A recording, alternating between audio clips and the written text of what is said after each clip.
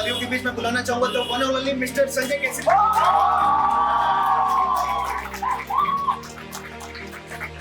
इससे पहले इसको कहा जाता है, हम लोग कहते हैं कि कार फंड से कार परचेजिंग सेरेमनी। क्या है ये? कार फंड से कार परचेजिंग सेरेमनी, यानी कि ये आज कार परचेज हो रही है और जो सब देखा हुआ सपना था आज वो सच हो रहा है। और आनंद ड्रीमर आज कार ले रहे हैं, उनको उनकी खुशी तो मैं नहीं जानता। एज ए अपलाइन जब उनको लेकर के आया था इस बिजनेस के अंदर, और लेके कौन आया था? उनके भाई साहब आए थे, मिस्टर ब्रजभूषण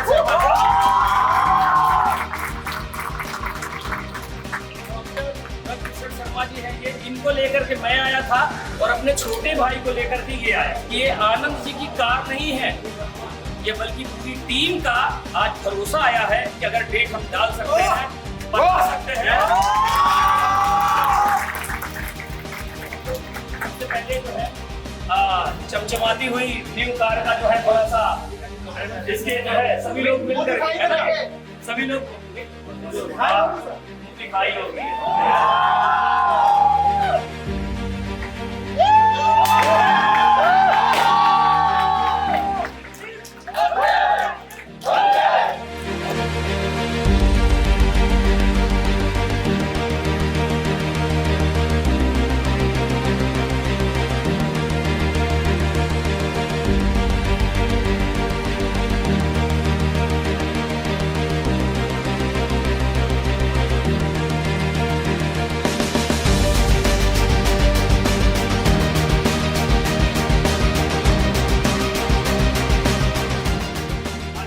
जानना चाहेंगे कि विचार जो है कि आज जो डेट डाली थी और जो मेंशन किया था लोगों के पास जाते थे तो क्या कहते थे लोग, और आज उन चीजों को पार करते हुए आज कैसा लग रहा है। तो अपनी कहानी अपनी जुबानी। वेरी गुड मॉर्निंग, कैसे हैं आप लोग? माय डियर फ्रेंड्स, सबसे पहला शुक्रिया था आज मैं करना चाहूंगा परमपिता परमेश्वर का, इन्होंने ये मुझे दिन दिखाया और इस प्यारी सी दुनिया को बनाई। और उसके बाद मैं अगर थैंकफुल हूँ किसी व्यक्ति का और किसी शख्सियत का जिनकी वजह से मैं इस दुनिया में आया, हमारे माता पिता। और पिताजी आज हमारे यहाँ मौजूद भी हैं, गाड़ी में बैठे हुए हैं। अब मुझे कैसा उनको लग रहा है मुझे नहीं पता है, लेकिन ये जरूर है कि बहुत अच्छा लग रहा होगा उन्हें आज ये जान करके कि उनका बेटा यहाँ तक इस मुकाम तक पहुंचा है। पूरी लाइफ में बहुत फादर से क्लोज नहीं था, पूरी लाइफ में सोचा था कि जिस दिन कुछ अचीवमेंट करूंगा अपने पापा से आई लव यू बोलूंगा।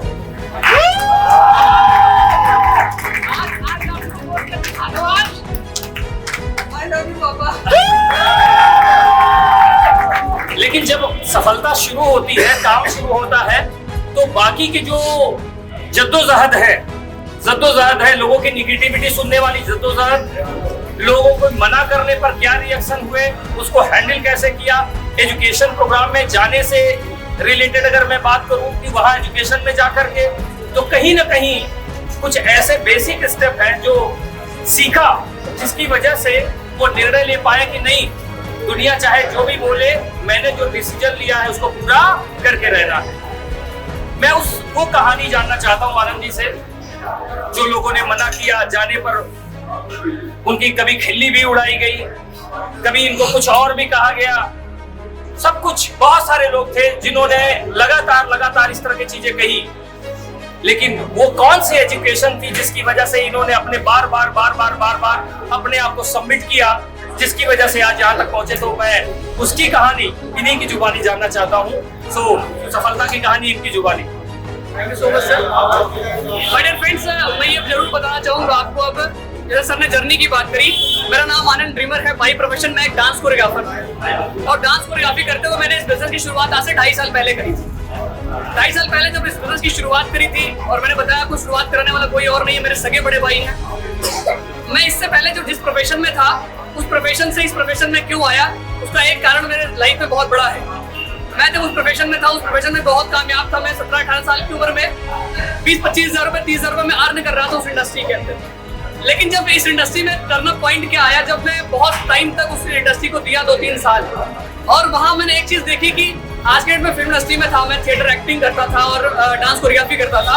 वहां पे मैंने देखा कि आपके पास दो चीजें उस इंडस्ट्री में कामयाब होने के लिए बहुत जरूरी है। टैलेंट के अलावा दो चीजें और होना आपके पास बहुत जरूरी है। या तो आपको बॉलीवुड में आपके दादा बाबा रहे हो, पहली चीज, या तो आपके पास करोड़ों रुपए हो। और मैंने अपने आप को सर्च किया तो मेरे खानदान में कोई बॉलीवुड में नहीं निकला। और दूसरी बात भी मैंने सर्च करी कि क्या मेरे पास करोड़ों रुपए हैं कि मैं दे करके अपनी फिल्म बनवा सकता हूँ, तो ये भी जवाब आया नहीं का। और मैंने एक लाइन उस 2-3 सालों में सीखी जब मैं बाहर रह रहा था कि everything is not money but everything depend on money. पैसा सब कुछ नहीं है, लेकिन सब कुछ के लिए आज पैसा ही है। ये लाइन मैंने जब वहां पर सीखी और मैंने एक निर्णय लिया था कि जब सब कुछ की जड़ पैसा ही है तो पैसा ही कमाते हैं ना। और आज मैक्सिमम फैमिलीज में जो झगड़े हो रहे हैं, मैक्सिमम फैमिली में जो दिक्कतें आ रही इस तरह की, उसमें सबसे बड़ा रीजन निकल के आता है आज के डेट में पैसा। तो फिर मैं जब घर आने के बाद बहुत निराश था। फिर वहां पर मेरा हाथ पकड़ लिया मेरे बड़े भाई ने और कहा टेंशन मत लो, ये हो सकता है। क्योंकि मुझे वेस्टीज 5 साल पहले भी समझाई गई थी। जब भैया ने वेस्टीज शुरू किया था, भैया ने वेस्टीज के बारे में बताया, वेस्टीज कर लो, चीजें समझ में आ जाएंगी, बड़ी बन जाएंगी। मैंने कहा अरे ये साबुन तेल का बिजनेस कौन करेगा। अब भाई एंगेज में पैसा कमा रहा था, क्या करता है ये चीजों को, एटीट्यूड भी था अपने अंदर, ये कौन सा काम होता है। ये वो काम करते हैं जो जिंदगी में कुछ नहीं कर पाते, ये काम वो करते हैं जो जिंदगी में कुछ नहीं करते। मिलता सुनने को मिलता होगा ना आपको भी, मिलता है नहीं मिलता है। माय डियर फ्रेंड्स, जब मैंने इस बिजनेस की शुरुआत करने के बाद जैसा कि सर ने कहा कि बहुत सारे लोग मिले और बहुत सारे लोगों ने रिजेक्ट किया। शुरू के 400 दोस्त, क्योंकि फिल्म इंडस्ट्री में था, थोड़ा सा उसमें जो नेम फिर थोड़ा ज्यादा हो जाता है, तो बहुत जानने वाले थे। बहुत सारे लोग जिनको मैं जा जाकर प्लान दिखाया, शुरू के 400 लोगों ने मुझे साइन अप करने से मना कर दिया।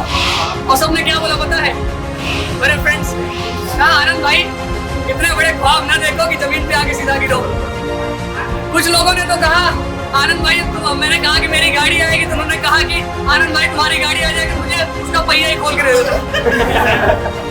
बहुत सारे लोगों ने कहा जितनी तुम्हारी उम्र है उतने मेरे तजुर्बे हैं, तू हमें सिखाएगा। बहुत सारे लोगों ने कहा ऐसे हमारे बाल पके नहीं है, हमारे तजुर्बे से बाल पके हैं। माय डियर फ्रेंड्स, ये वर्ड मैंने इतनी बार सुना क्योंकि तब मुझे दाढ़ी भी नहीं थी, अभी तो थोड़ी बहुत आ गई। उधर भी जो कहते हैं तुम्हारी दाढ़ी तो आई नहीं, अभी बताना चल दिया।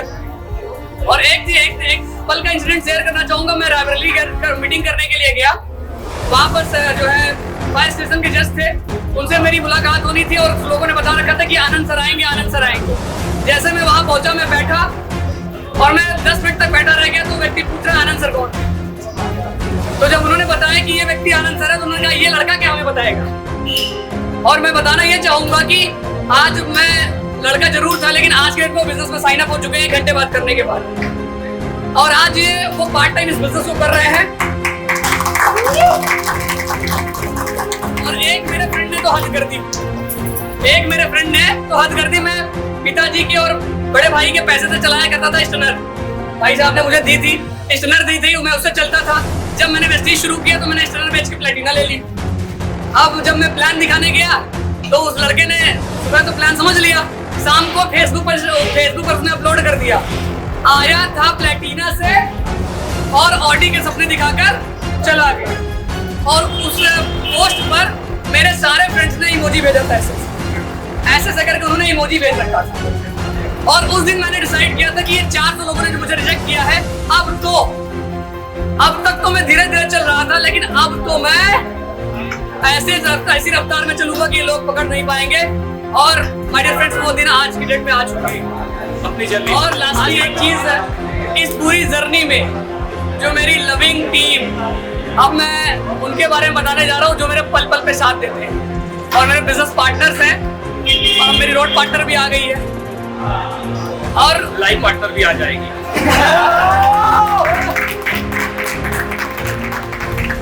माय डियर फ्रेंड्स, मेरी टीम जिसको मैं बहुत प्रेम करता हूँ, मैं अपनी टीम को टीम नहीं बल्कि लाइफ लाइन्स बोलता हूँ। बहुत सारे लोग यहाँ पर आए हुए हैं और मैं उनको एक ही चीज बोलना चाहूंगा कि I love you so much. मैं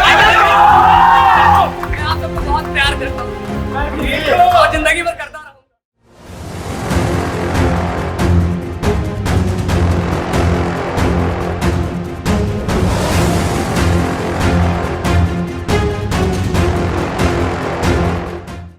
कुछ पाने की हो आस आस, कोई अरमा हो जो खास खास आशाएं